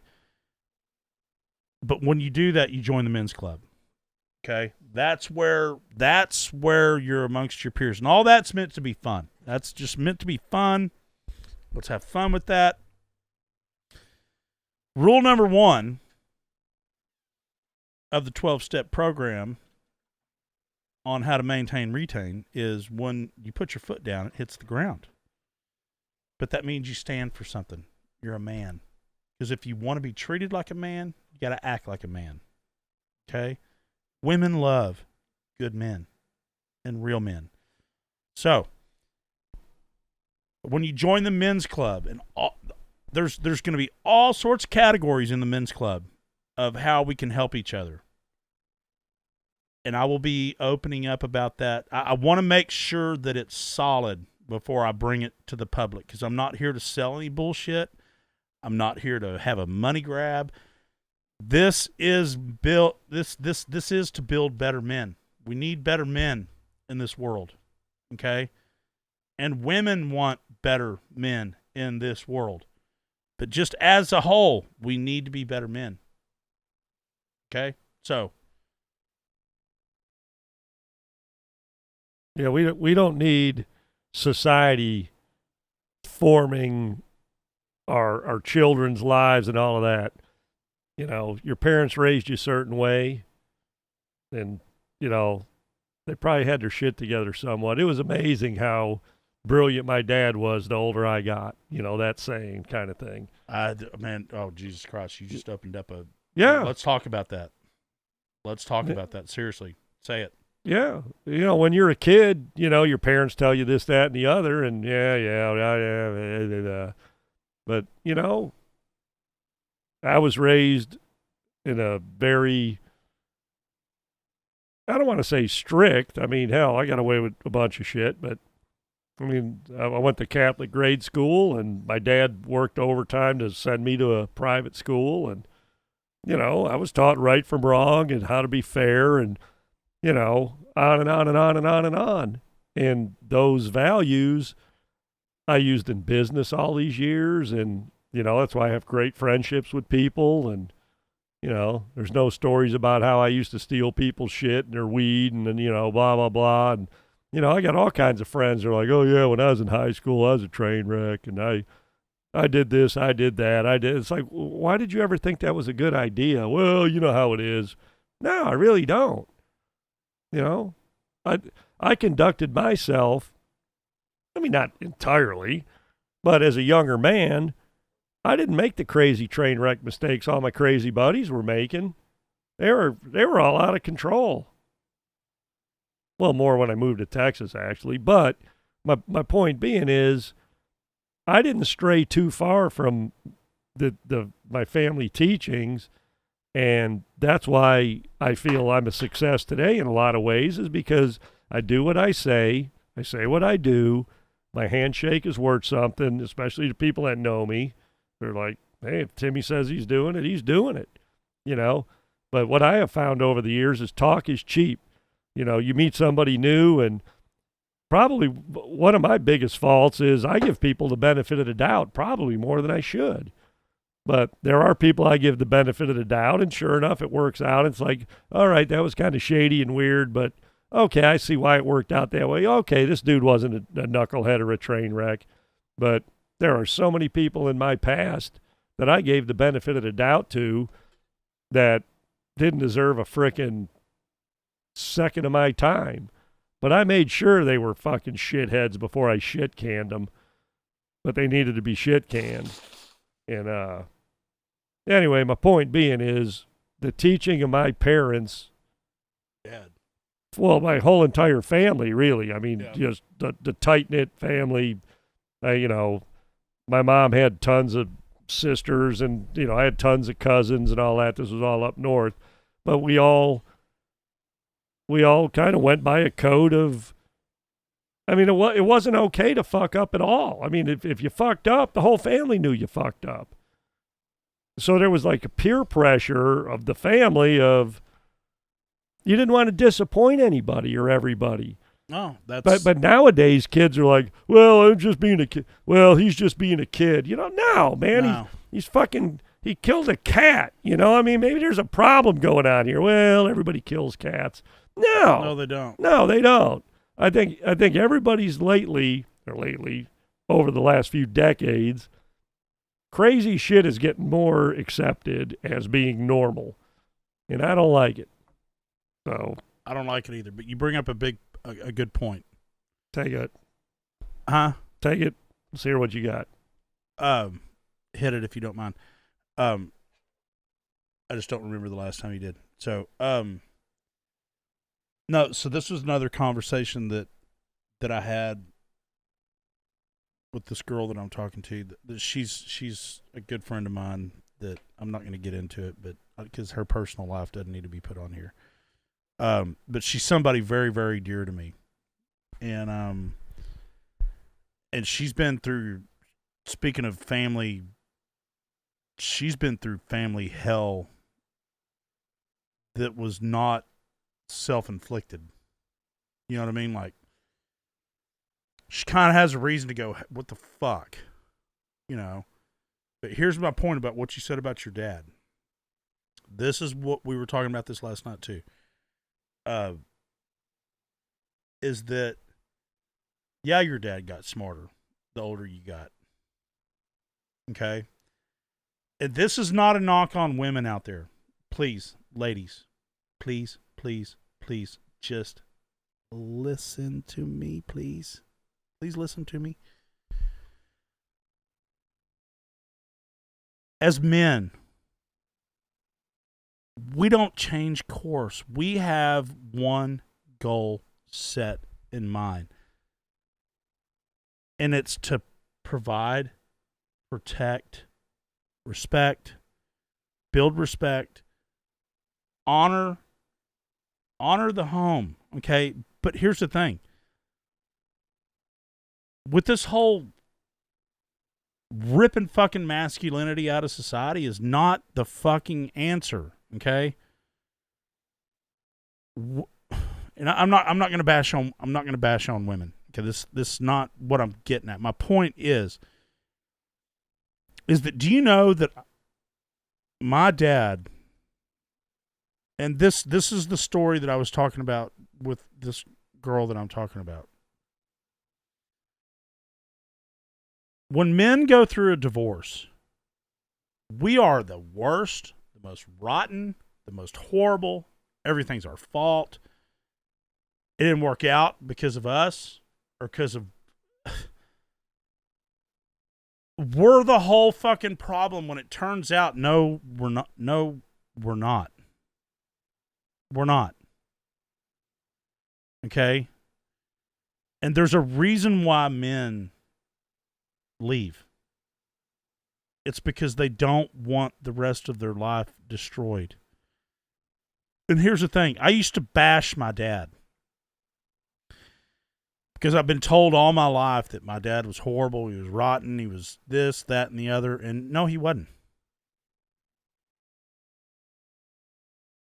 He was the most loyal person that I've ever had in my life.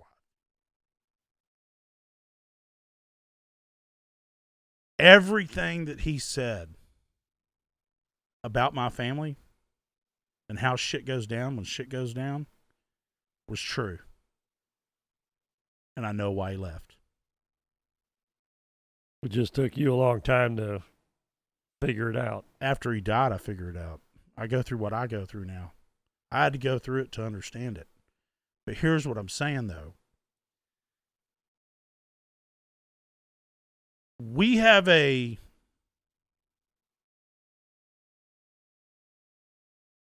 What's the word I'm looking for? We have an unconditional way of devoting our whole life to our part of the family. And sometimes that gets lost. In a lot of families, it's lost. And it's not right. It's not right to the men, you know? Because look at what we do. We do a lot, man. Look at your whole adult life and your marriage. Nothing negative to say about your wife at all. Nothing negative at all. Who's the backbone of your family? You. And your wife. I don't know. I don't know. No, but you are, and I think your wife has enough respect for you to let you do that. Now, does your wife do some things that normal women don't do? Yes, she does. But what I'm saying, though, is, hang on, I got a fucking eyelash or something blurring my vision. Well, you know, the backbone thing, obviously, I'm the breadwinner, but she raised the kids because I was off running a business. And that's where the thing is. It was just a beautiful teamwork combo.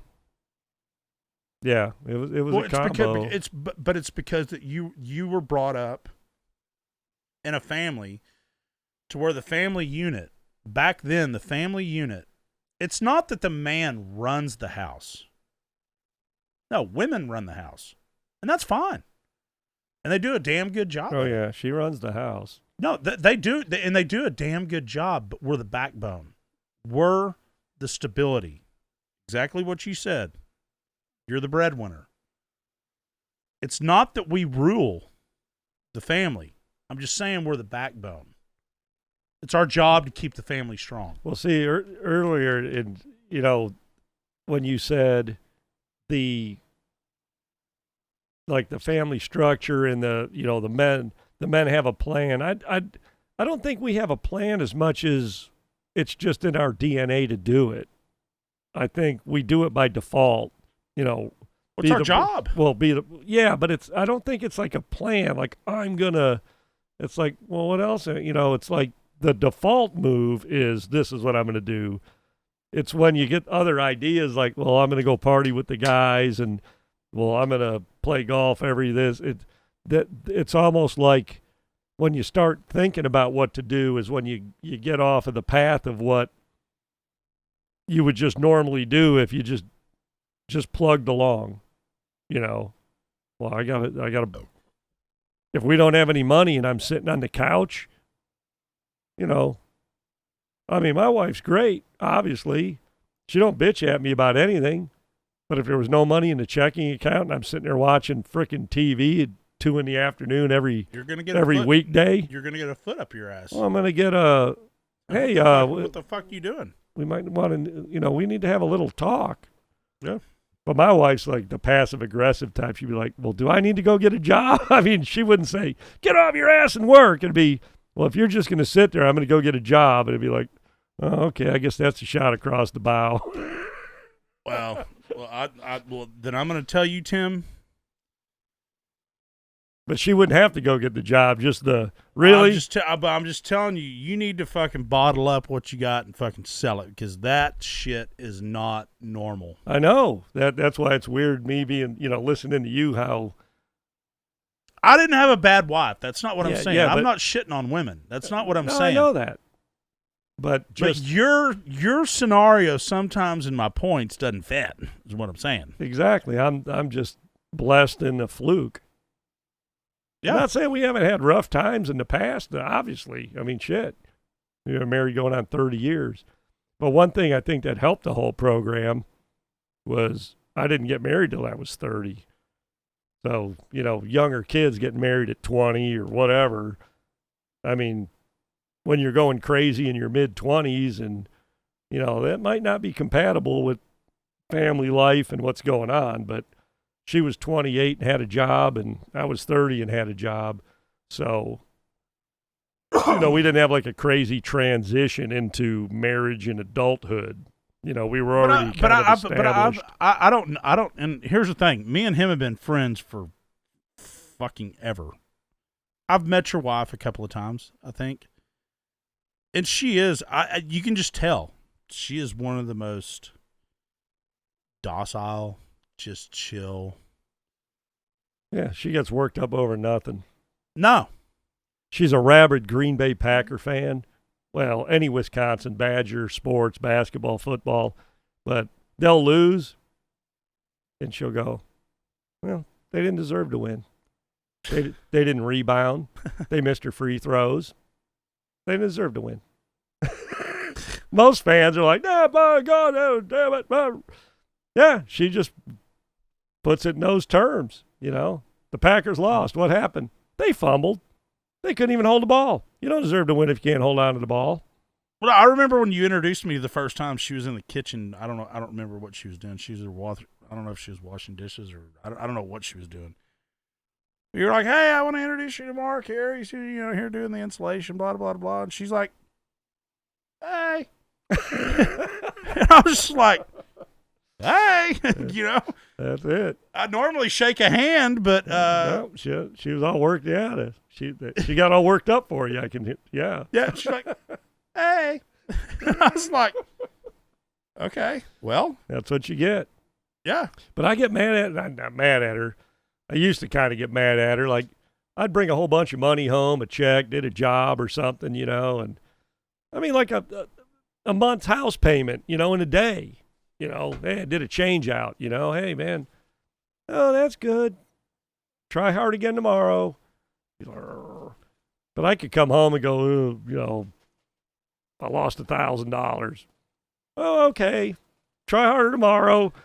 So, you know, I kind of would get flustered that, you know, I wouldn't get the pat on the back and the yay, hey, yeah, all right. But I never got the, what the hell were you thinking? Or how'd you think that was a good idea, you know? And I've done some boneheaded shit, you know, financially here and there. But, hey, nothing ventured, nothing gained, you know? I mean, you gotta play the game if you want to win. But, you know, I've never just done major self-induced disaster. But even if I did, she'd shrug it off. And so when that happens... But your track record proves that it's all going to be okay. Yeah. And she knows that the body of work is, you know, if anybody wants to nitpick one thing, you can just nitpick it into the ground. But she just glosses over the bad. But, you know, I don't get the big pat on the back when it's like it'd be great to get. But that's back when the love thing. I know she loves me and she knows I take care of business. And so we don't have to do, oh, that's so wonderful, honey. Because I'd rather have the, okay. I'd rather have the okay than the ass kissing or the fake bullshit. What the hell were you doing? You know, when it's bad, I'd rather not get bitched at when it's bad than the pat on the back when it's good. Okay, but that's more middle of the road. Okay, that's and she keeps me, and you know me, I'm spastic type. I get all worked up. She drags me back to the center. Because if we both got worked up at the same time over, you know, anything, not at each other, you know, the cable company. What do you mean the cable company didn't come? Well, they said they were going to be here at noon. Well, no. Yeah, if she got bitching about something, yeah, you know, I'd triple it on steroids. So she's just like, well, maybe they were busy. They'll get here when they get here. Maybe their truck broke, you know? Yeah. Shit like that. Give them the benefit of the doubt. They had to pull over and put air in their tire. Yeah. They'll be here when they're ready. They're hungry. They were hungry before, you know, they needed to eat. Yeah, you don't want them working on this hungry. Yeah, in this heat, good God, they need some water. They'd screw it up. I'd rather have them eat and stay and get it done right. And have a glass of iced tea. And if they didn't have any water, I'll make them some tea. It's kind of not too far off, you know. Well, no, that's what real women are. Hello! That's what real women are. And that's what real men want. We want innocence. We want fucking loyalty. We want just be fucking normal. And she's so independent that, I mean, I go on like road trips for a week or something, and not as woe is me and what am I going to do, or you left me here alone, and shit. She's a grown woman that, you know, handles that shit. She'll go buy a set of tires. I mean, you know, she don't need me to do anything like men things. Fuck, she can do anything she wants and do it well. She fixes her own fucking car on YouTube. Yeah. Changing coil packs. Like, good God. It's beautiful. Yep. Shout out to my lovely wife. What's her name? Renee? Yeah. Renee Marin. Actually, excuse me. There you go. 2 thumbs up. Yeah, no, I'm telling you, the day I met her, you're like, hey, this is my buddy Mark. We were doing this. She's like, hey. Okay. On to the next thing. I was like, oh, okay. That's how we roll, you know. But that's the it's kind of like that's kind of how the whole Catholic family rolls. You know what I mean? Like what you're talking about your dad and those traditions are, man. I'm not saying Catholicism is the only way. That's not what I'm saying. But I'm just saying, man, God, we got to get God back in this fucking society, man. We're fucked. We are fucked. I don't care how you fucking see him or meet him or know him or get to know him. Hal J had the best. Hal J, you know Hal J, right? Yeah. He had the best fucking comeback speech ever. And I texted him. Okay, so Hal J's a radio host in our community, and he's like Been there forever. no, he's a fucking legend. I mean, he's like what's his name that called baseball games? The fucking Vin Scully. it's Harry Carey. Harry Carey. Harry Carey. No, he's not as fucked up as Harry Carey, but I'm just saying he's big and he's funny, he's hilarious, just good personality, but just down to earth, good fucking dude, man. Just salt of the earth. And his heart was failing, and they put him on the transplant list.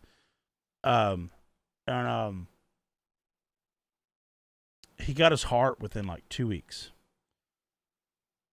And I texted him and I was like, hey man, not that we're great friends, but I just texted him. I was like, hey man, love you. Hope you're doing good. It's going to happen. You know what I mean? It's going to happen. And he got back on the air. He responded to me. It took probably a month after his heart transplant. Which he was busy. Yeah, fuck. I mean, who would need to, you didn't answer my text, man.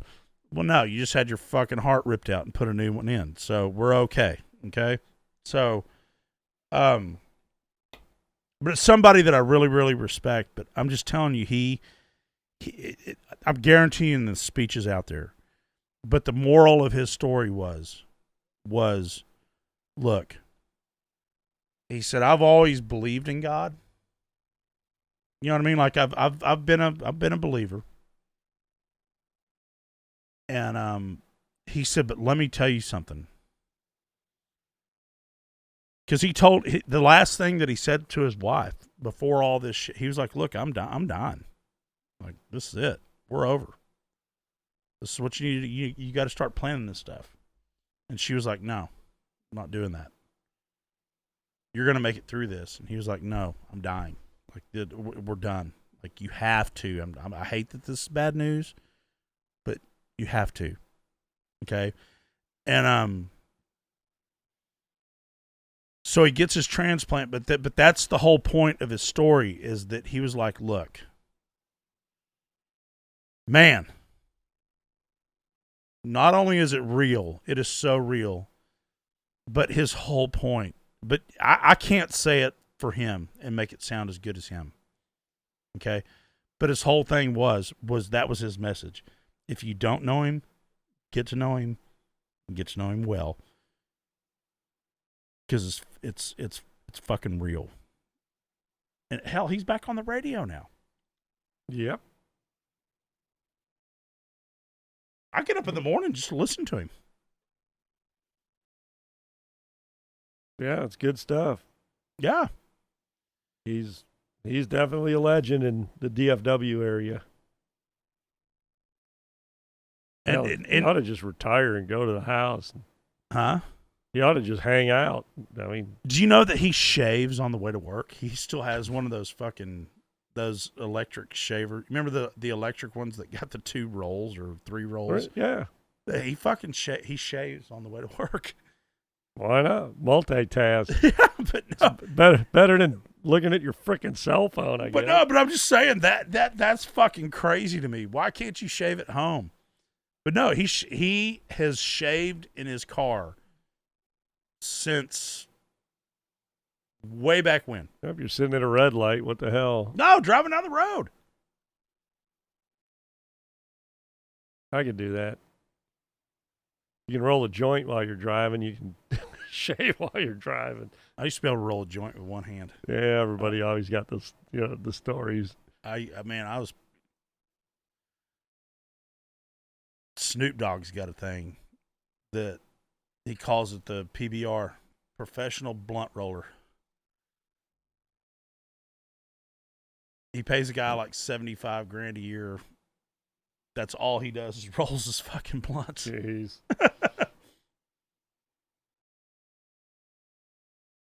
That's out of control, but well, to each his own. Well, how much weed does that guy smoke a day? Didn't he say Willie Nelson smoked him under the table? Yeah, the only person that outsmoked him was Willie. Fucking all-American Willie. Yep.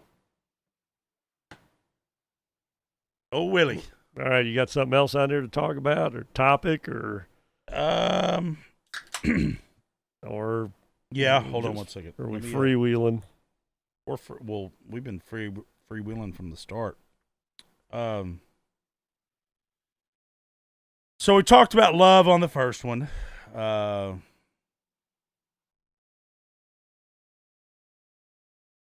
Loyalty. Loyalty is a two-way street too. It is. So go ahead. Well, if you got blind loyalty, see that loyalty is a really dicey one, because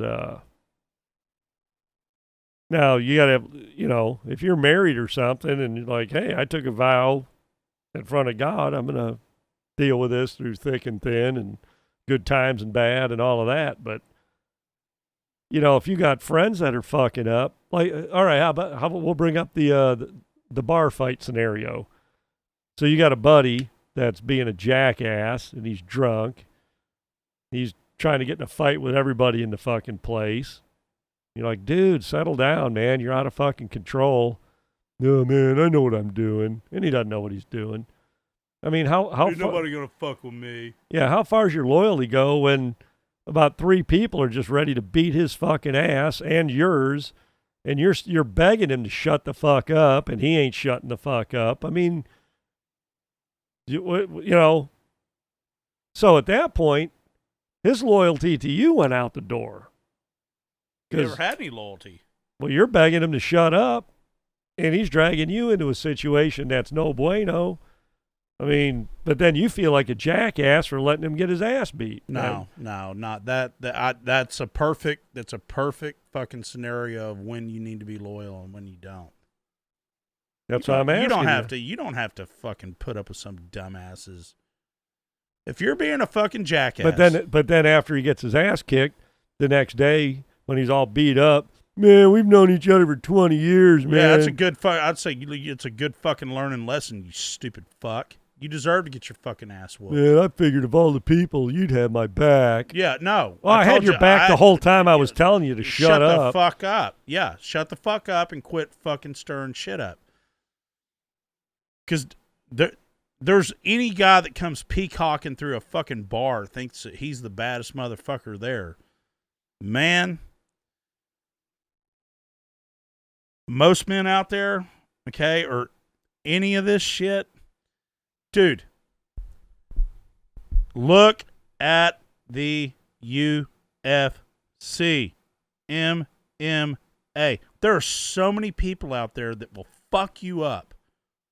Not just with their... Here's the thing. We grew up fighting. Learn how to box. Now people are boxing with their feet.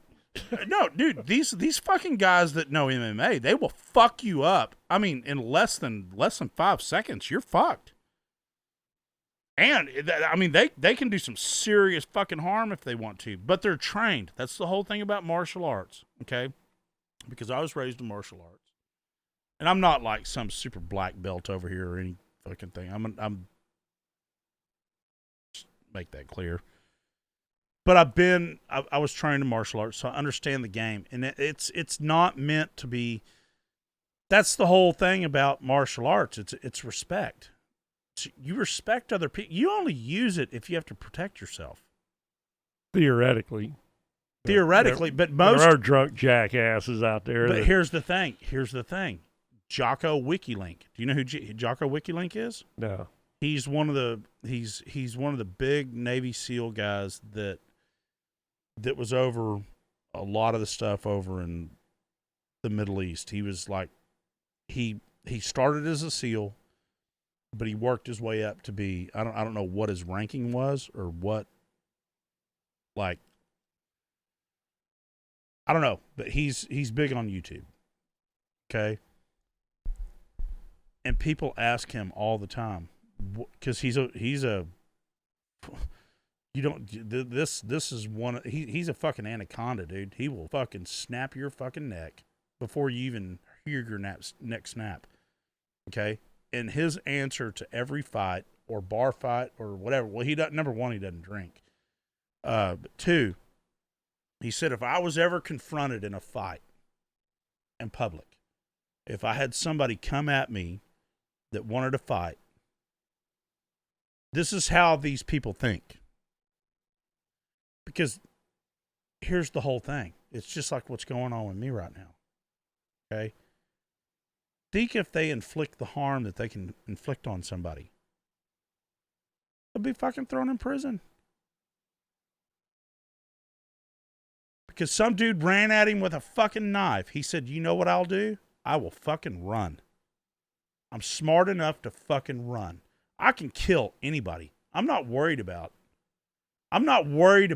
anybody whipping my ass. He said, but what I am worried about is how fucked up our country is. And that if I act emotionally and step back and wham, wham, wham, wham, neck crank, fucking broken neck, there's a fucking dead guy laying on the ground, going to fucking prison for fucking murder. Just because there's some fucking idiot. Or manslaughter. It doesn't matter. You only get to go for 5 years. Oh, that's better. Okay, but no, his answer to every single one of those, what would you do if a man walked up to you and started a fight? Bar fight, well, that's why it's not good to run the bars. Okay? But I'm just saying, most of these guys' answers that know how to fight, really know how to fight. I'm not worried about the professionals. I'm worried about the guy that watched 3 videos and he's just a psycho idiot and he broke up with his girlfriend, or she broke up with him, and he's on a mission to be a dick. That's who I'm worried about. Walk away. Walk away. Yeah, but I'm saying, so your buddy's shooting his mouth off because he ain't let go of the rope, and you let go of the rope, and then you're the dick for not having your buddy's back. But well, no, fuck him. Fuck him. If he's the one fucking starting shit, he deserves to get if he gets his fucking ass whipped. Or even if he whoops some ass. Okay. You fucking idiot. You whooped the guy's ass. You fucking dumbass. Now, how proud of yourself? What does that make you now? That makes you a fucking asshole is what it makes you. But the world's full of those people. That's what's scary and stupid about it. Okay, but the answer is don't fuck with them. Don't. Even if they are pushing the buttons. If they're pushing the buttons. I know all of that.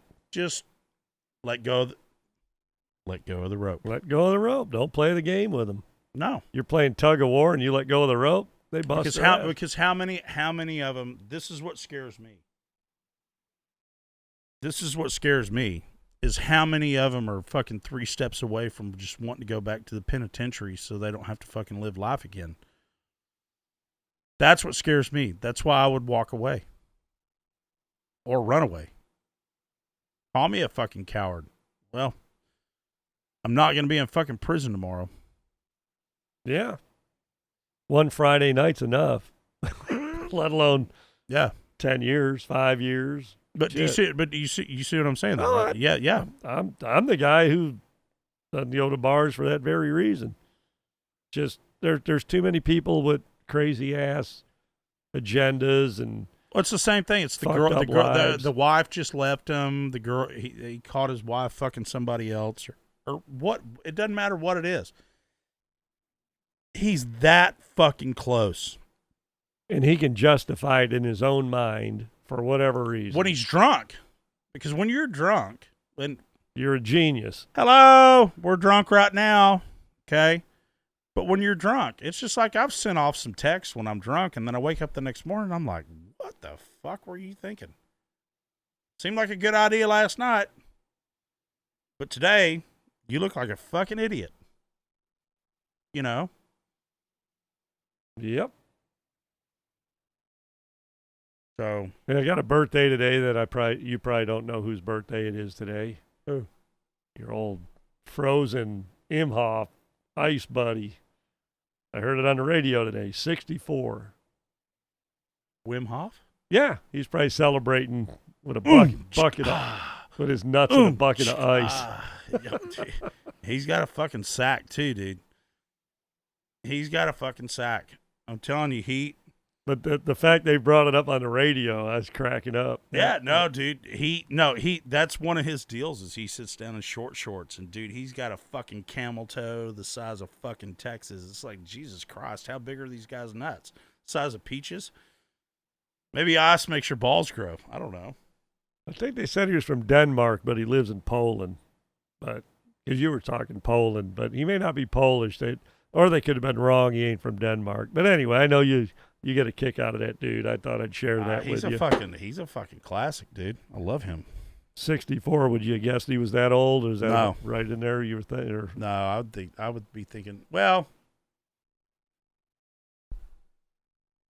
probably 60. So he looks pretty good for 64. Yeah, well, he's healthy as fuck too, dude. That guy's a fucking machine, dude. He's frozen. Maybe he could have beat the polar bear. If he was on the ice by himself. Yeah, he'd be like, come on. And that polar bear would be like, we love ice, brother. So let's get in the water. Let's have a fucking tussle in the water, you fucking animal. Wow.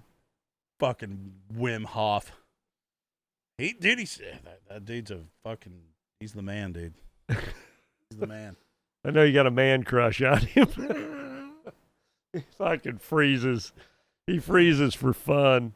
Wish I had a set of nuts on me the way he has. God, look up some videos. That man's got a fucking camel toe the size. I mean, it's fucking huge. It's like, Jesus Christ, are those fucking peaches down there? Or what the fuck is going on? And he's just like, what if him and Beekram squared off in a real man contest? No, Beekram would lose. Beekram's he's not. It's hard to fight with yoga moves. Yoga's really not an offensive weapon. No. Well, I thought you meant in the package department. Oh no, in general. Wim Hof just should have walked around his fucking yoga studio naked. Well, yeah, I just mean like in their hierarchy of starism and I don't know, man. That's a good question. Beekram and Wim Hof. That is up for debate. That is up for big debate. That's funny. Yeah. Do you have the Iceman? That'd be a good Family Feud episode. The Beekram family against the Wim Iceman. Steve Harvey's sitting there going, what the fuck's going on here? Dude, Steve Harvey. How do you please a woman? You freeze her and you give her hot yoga. Beekram would be like, I make them bend over and then I just lean my fucking cock into their ass while they're sweating to death. And Wim Hof would be like, my dick's bigger than yours in ice water. Her frozen nipples are quite large. Fucking dude.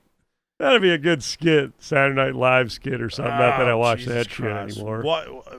Wim Hof, but now Beekram. Jesus Christ, I can't believe Wim Hof and Beekram squaring off. Yeah. It'd be a good movie, they're like trying to be kings of the fucking town, I own this town. I owned it before you got here. Yeah. We could write the script.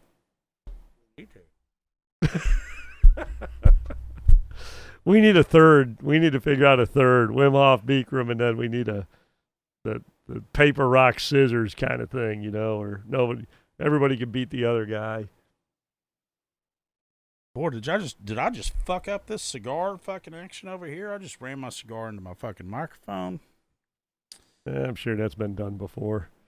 First. Well, not by you. I just mean in general. So.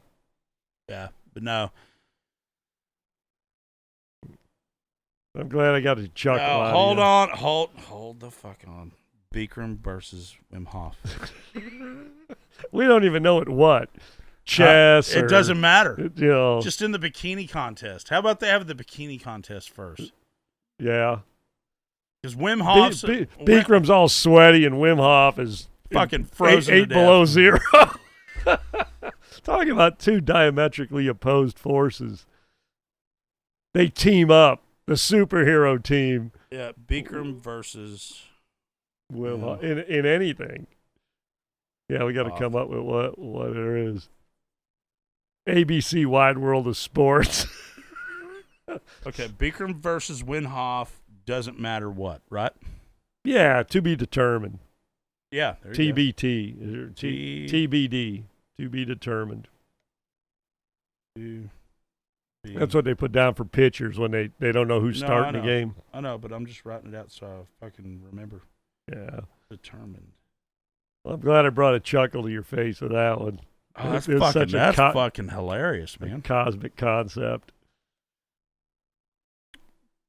Well, who else could there be? Well, how old is Bikram, too? Let's get that out. I bet they're swinging the same age, man. Yeah, I was going to say. No, this is close. We might want to shut the fuck up and do this behind the scenes. Yeah, but I mean, names are probably trademarked and all of that. We can't really. Nah, man, we can fucking come up with a. What if we did it in Slap? You seen Slap? Yeah. Bikram versus Wim Hof in the Slap. Kicking each other in the nuts.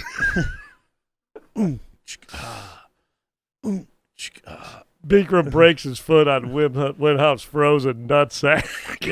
Yeah. He's got a glacier in his fucking and Wim Hof's just sitting there going, "You need to breathe in and out. Breathe in and out. Your foot has no power over my nutsack because I breathe in and out." Oh, my God. And minus 50,000 degree water, I breathe in and out. And I beat all viruses. Yeah, this is good stuff. Oh. All right. I don't know, man. Well, hell, I think that's probably a good way to end it. Yeah, I don't know how we could achieve any greaterness than that. No, that was pretty fucking spectacular. I like it. All right. That was, that's probably one of the best endings yet. Jesus. All right. Okay, boys. Join the men's club. Okay? Like, subscribe, ring the bell, comment. We're on iTunes, Google Play, Spotify, iHeartMedia, themostmen.com, MEN. info@themostmen.com is the email. Like, subscribe, ring the bell, comment. Get your man kit. Get your balls back. Learn how to maintain, retain, and get all your swag in between. So, have a good night. Thank you.